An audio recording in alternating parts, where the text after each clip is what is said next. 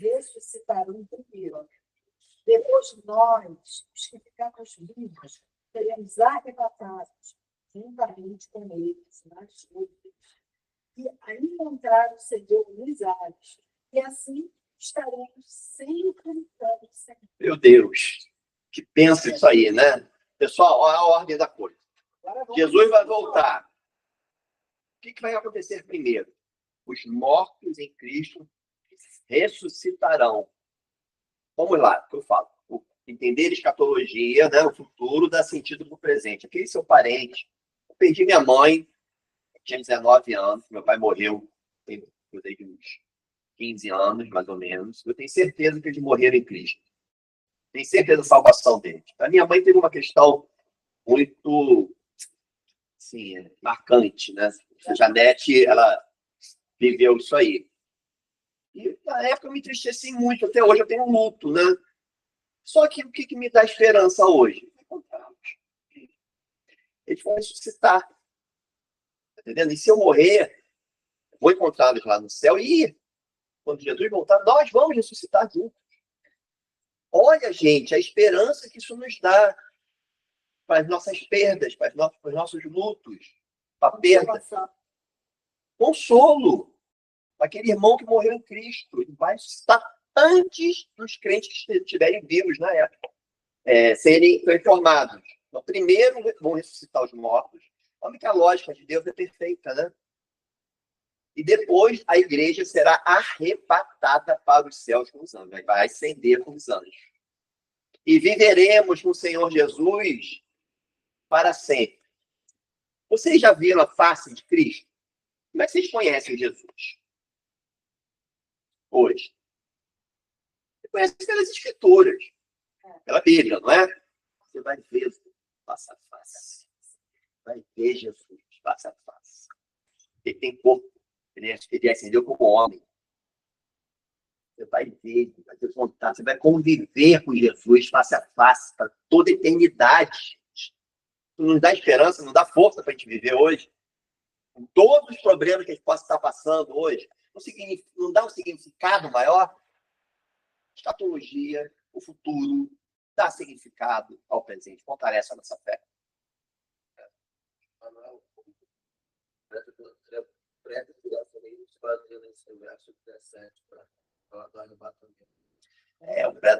O pré-tribulacionismo, ele fala o seguinte: eles acham que a igreja vai ser arrebatada e depois vai haver a grande tribulação, porque eles têm uma interpretação, primeiro segmentar da Bíblia, e depois muito literal. Você não pode interpretar um verso da Bíblia, uma passagem da Bíblia, sem levar em consideração o todo do cânon, entendeu?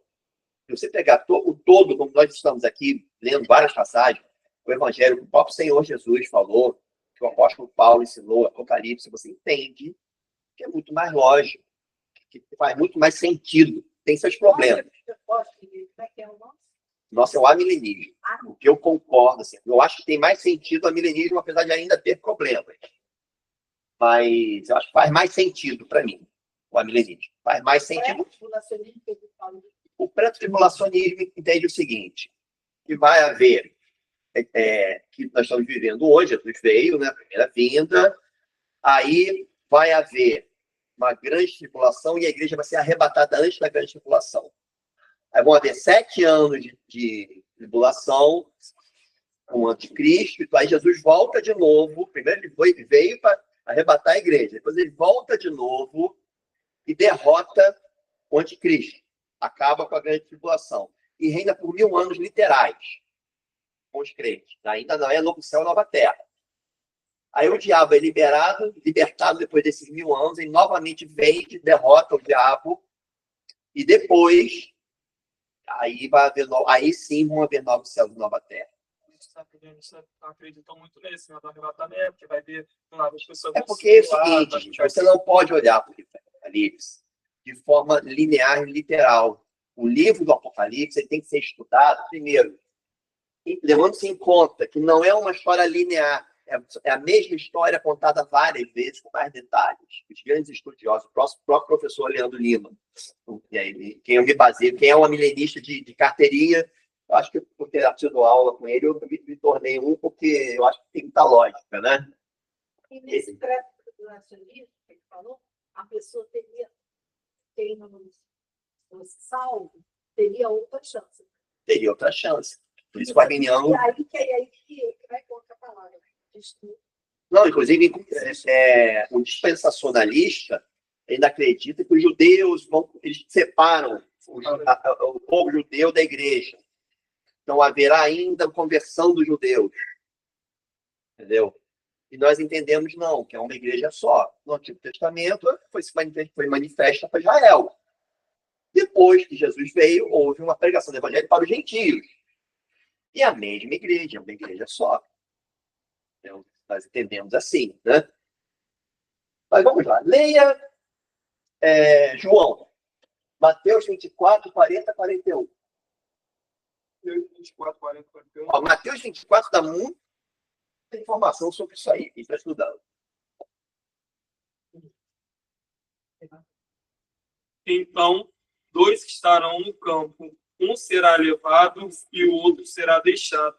Duas mulheres estarão trabalhando no moinho, uma será levada e a outra será deixada. É isso. A igreja vai ser arrebatada. Esperem aqui. Vão acender. O salvo vai ser levado. O não salvo vai ficar. O não salvo que ficar, ele vai participar do julgamento, do juízo final. Nós também seremos julgados, gente, todo mundo. Se não fosse o sangue de Jesus sobre você, se não fosse seu arrependimento em fé e a imputação da justiça de Cristo sobre você, né, e a imputação dos nossos pecados sobre ele, nós seríamos julgados e condenados. Essa é a justiça. Mas a não justiça de Deus é que nós vamos ser julgados, né? Vamos ser salvos. O nosso mérito? Não, por mérito de Cristo. E por que ele fez isso com Janete, com Jacques, Vigo, João, Rafael? Porque ele te ama. Mas por que ele ama a Janete? Não ama? Não sei. Fato é, entenda que ele te ama. E o amor dele por você, irmão, é antigo. Ele é antigo. Você não morreu naquele acidente porque ele te ama. Você tinha que ouvir o evangelho. Você nasceu, não foi abortado porque ele te ama. Você não aconteceu a tragédia com você porque ele te ama. Ele te ama enlouquecidamente. Como o Antônio fala, né? O amor ardente de Deus por você, que é eterno. E nesse dia do juízo final, ele vai se manifestar, ele vai te salvar. Ele vai te levar para uma vida que não deveria ser, sem maldade, sem dor. Isso não dá esperança? Não arde no seu coração, não dá vontade, né? De cair de joelho, né? Haverão dois testemunhos a esse relato das Escrituras, né? Eu não sei se isso é literal, são duas pessoas exatamente, tá? Ou se são uma linguagem figurada para a igreja da época. Tá? No Apocalipse 11, do 3 a 11, eles expõem isso daí. Agora, já uma coisa que eu estava pensando. Quando ele pediu para os discípulos irem para as casas, para pregar nas cidades, lembra do Evangelho? Eram de 3 em 3? De 2 em 2. E aqui são duas testemunhas, né? Ah, interessante. Pode ser que por isso nós estejamos com uma visão simbólica da igreja na época, da grande tribulação. Né? E essas duas testemunhas serão mortas, e muitos eleitos na época vão ser mortos, perseguidos e mortos. Como foi em Roma, como foi antigamente. Muito pior até. Mas pode ser duas pessoas literais também, dois profetas. Inclusive, vestidos em pano de saco, como João Batista, né? Então, assim, tem muita coisa, muita visão ali, não literal, simbólica, isso aí, sabe? Pode haver várias interpretações em relação às duas testemunhas. Eu achei interessante, duas testemunhas eram 2 em 2. Né? Não sei. Existem alguns teólogos que interpretam isso como uma igreja na época. Uma visão simbólica da igreja, que resistiu. Tem poder, em nome de Jesus. Né? Quantas horas aí já? 10. 10, 8? A gente não vai demorar muito, não. Então, entender a ordem. Estamos nos 1000 anos, né? No milênio, que não são 1000 anos literais. Haverá uma grande tribulação. Nós vamos participar. Não vai haver arrebatamento ainda. Vai chegar um momento em que vai ficar tão feia a coisa para o crente que Deus vai interromper isso. E como? Jesus volta. Que Jesus volta, os mortos todos ressuscitam. Os mortos em Cristo ressuscitam primeiro. Depois os crentes vivos terão seus corpos modificados, não vão morrer. E Jesus faz o quê? Ele, aí sim, arrebata a sua igreja. Arrebata a sua igreja, esmaga a cabeça de Satanás de vez e do falso profeta, vão para o lago de fogo e enxofre e começa o dia do juízo. Grande julgamento, onde todos serão julgados. É quando o Antônio fala, é como se todo mundo tivesse um gravadorzinho aqui na sua vida, né? Toda hora que você fala alguma coisa, você aperta o REC. Aperta o REC. Aperta o REC. No dia do julgamento, Deus vai apertar o play. Com tudo que você fez, você vai saber. Você vai ser julgado. Tá? Na verdade, você só vai ser salvo pela graça de Deus, pelo sangue de Jesus que está derramado. Foi derramado na cruz para te salvar. Misericórdia. A gente não tem que perder esse momento. Não, vai ter que anunciar esse momento, gente. Gente, vai ser a expressão, vai ser um momento de expressão máxima do amor de Deus para a sua vida. Nesse momento, vai ser a expressão máxima do amor de Deus. Vai ser o dia do juízo. Você vai ver, gente, você vai ter noção completa que você é um pecador miserável quando ele apertar o play do gravador. Pecador miserável, mas que foi salvo pelo amor de Deus, pela graça. Pela graça. Pela graça. Pela graça e misericórdia, né? Super abundante graça, né? E aí nós vamos ter um grande encontro com Jesus, a boda do Cordeiro, e vamos viver com ele para sempre. Aleluia! Janete, leia Apocalipse 22, 20 para mim aí, por favor. Tia Janete. Apocalipse 22, 20. Aquele que testifica estas coisas diz: certamente cedo veio. Amém. Ora vem, Senhor Jesus. Certamente cedo vem. Amém. Ora vem, Senhor Maranata. Ora vem, Senhor Jesus. A gente tem que ansiar por esse dia, gente. Tá? Porque isso vai ser o dia mais feliz, né, da nossa existência. Só um comentáriozinho. Eu era menina ainda e li sobre que o morte de Cristo necessitaria primeiro. Eu fiquei pensando, o que eu necessitar primeiro? Aí ele diz o seguinte, porque lá naquela época, eu disse assim, porque o salário do pecado é a morte. Eles pagaram o pecado, e nós não. Então, olha só.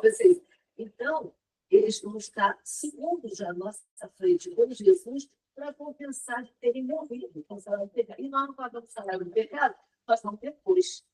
Olha o que eu pensei. Não, você foi iluminada pelo Espírito Santo, porque realmente é isso, é um dos motivos, né? Todos aqueles que pagaram, né? Existem 3 mortes, né? Teologicamente falando. Assim, tem a morte espiritual, todos nós já passamos antes de nos convertermos, né? Estamos mortos, todos estão mortos nos seus pecados e delitos, né? Falar do pecado é a morte. Então, todo ser humano vai passar por essa morte. Todo ser humano passa por essa morte, desde que nasce. Existe a morte física e quase todos os seres humanos vão passar, porque Jesus vai voltar e vão haver pessoas que não vão passar pela morte física. Né? E a morte espiritual, a morte eterna. E a morte eterna são aqueles não salvos que serão julgados, condenados, enviados para o lago de fogo e enxofre que não é literal, a meu ver, não é literal. Existe uma punição. Existem teólogos, por exemplo, Stott, que acham que vão acabar, assim. Deus vai dissolver essas pessoas. A existência vai acabar. Não sei se eu não vejo. Porque fala que vai ser uma eternidade sofrendo, né? Porque é o seguinte, haverá choro e ranger de dentes, né? E não vai ter pagamento pelo salário. A Bíblia é muito clara, assim, que vai haver sofrimento, né, no inferno. A gente vai falar isso na próxima aula, bastante sobre isso. Mas essa morte eterna é a ira de Deus. Sabe aquela ira que foi derramada sobre Jesus na cruz? Deus meu, por que me desamparaste? Vai ser isso durante toda a eternidade. Porque não vai haver a graça como nos permite respirar. Deus como heróis, que governo, como começa a falar lá, e que ele se exalta, quem está falando é ele, a carne. Acho que a ira é isso mesmo. A ira de Deus, apenas a ira, sem graça. A presença de Deus vai estar no inferno. Vai ter amor de Deus no inferno? Quem acha que não? Vai ter amor de Deus no inferno? Não vai ter amor, então ali não vai ser mais, não vai ter, ele vai tirar esse atributo dele do inferno. Então, é um conceito de simplicidade, tá, gente? Deus, ele não separa os seus atributos. Amor, Deus é amor. Justiça, benignidade, misericórdia, onipresença, onisciência. Todos esses atributos têm todos da mesma intensidade ao mesmo tempo e não se separam. Então, como é que não vai ter amor de Deus no inferno? Vai ter amor de Deus no inferno? Já? Vai. Por ele. Por ele. O amor antes de o mundo ser mundo, existe amor. Por ele. É justo, né? Antes de tudo, Deus não pode deixar de se amar. E se ele deixar de ser justo, ele não vai estar se amando. Tanto que ele foi justo amando a sua santidade. Tanto que ele foi justo na morte da Lisa. Então, quando Deus derrama a sua ira, é isso aí. Quando derrama a sua ira, ele tá com amor a ele. É como a mãe que aplica as palmadas do filho. Tá? Nós estamos vendo aqui por amor. Por exemplo, na cruz, tinha amor ali. Tinha ira sobre Jesus, a ira, o cálice que ele bebeu sobre os nossos pecados. Mas existe amor por nós. Mas, principalmente, ele nos amou por amor do seu nome. Por amor do seu nome. Ele nos salvou, gente, por amor do seu nome. Então, você, quando está aí daqui, você leva o nome de Cristo. Sabe que você se portar mal no lugar onde nós estamos, eu me portar mal no meu trabalho, eu estou usando o nome de Deus em vão, porque ele está sobre mim. Então, é uma coisa para a gente refletir. Mas, gente, é mais ou menos isso, segundo a vida de Jesus. Acho que ficou bem claro, né? A ordem das coisas, a questão bíblica, né? E na próxima aula nós vamos encerrar o nosso curso de doutrinas. Nós vamos falar sobre o julgamento final, vai acabar a escatologia. Eu queria falar para vocês uma coisa. Ano que vem, eu vou anunciar na igreja, o Pedro vai anunciar, não o Pedro. Nós vamos ter uma escola bíblica estruturada, com inscrição, tudo direitinho. Nós vamos estudar, aprenda a interpretar a Bíblia. Tá? O livro-texto vai ser este aqui, chamado Entendes o que leis. Já tem uma edição nova, muito boa. Uma pergunta. Entendes o que leis? Assim, interrogação. Do Gordon Fee, do Douglas Stewart. Eu achei... Nós vamos seguir com esse livrinho o ano todo, tá? Aí nós vamos entender como é que a gente separa uma perícope, qual a importância das línguas originais, uma perícope, que é um segmento. Você vê os segmentos na Bíblia? Isso é uma perícope. Eu vou ensinar isso tudo para vocês, tá? A questão do entendimento da verdade, do autor, do receptor, da mensagem, como se interpreta um livro do Antigo Testamento, como se interpreta um Evangelho, como se interpreta uma carta, o Apocalipse. Então, eu vou ensinar vocês, nós vamos estudar juntos a interpretar a Bíblia durante muitos meses, tá? Vai ter inscrição e a gente vai usar esse livro-texto, Entendes o que leis, que está na Amazon. Vende, tá? Eu acho que tem até no Kindle, já tem uma edição nova muito boa, tá?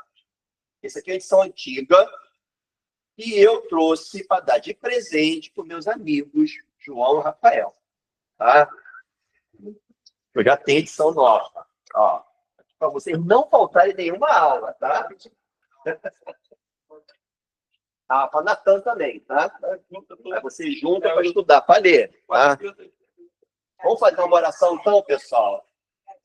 Também, passa por mim aqui do Jardim Catarina, tá? Ah. Tá incluída. Ainda bem que eu não Tá gravei. incluída. É pra galera do Jardim Catarina. Ainda bem que eu não gravei essa parte aí.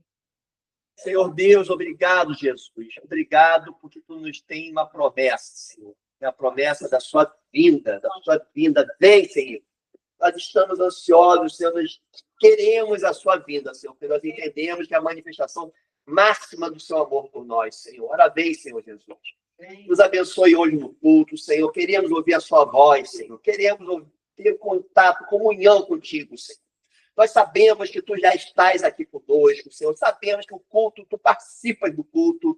E nós queremos cultuar e queremos estar próximos. Abençoa cada irmão aqui da escola bíblica.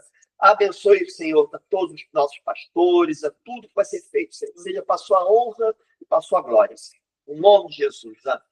Amém. Cafezinho, pessoal. Vamos lá.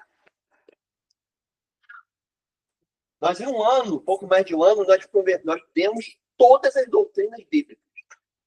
Foi benção. Foi tenso. Tem uma edição nova, mas esse livrinho vocês já vão conseguir acompanhar. Tranquilo, lê com calma, que tem algumas coisas mais complicadas, a gente vai tirando as dúvidas, tá? Pessoal do online. Ana, foi tudo bem aí, Ana?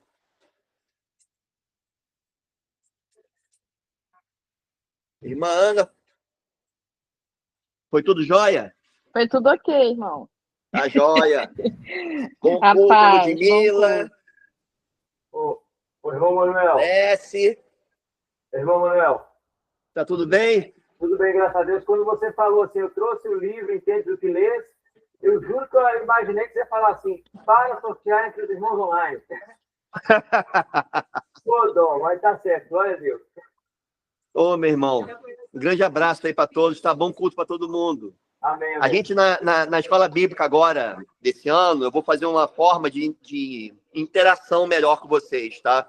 Oh, maravilha. De pegar as dúvidas, tirar um dia da semana para tirar as dúvidas, tá bom? Maravilha. Deus abençoe, tá? Grande abraço, bom culto. Amém. Amém. Amém. Tchau. Amém.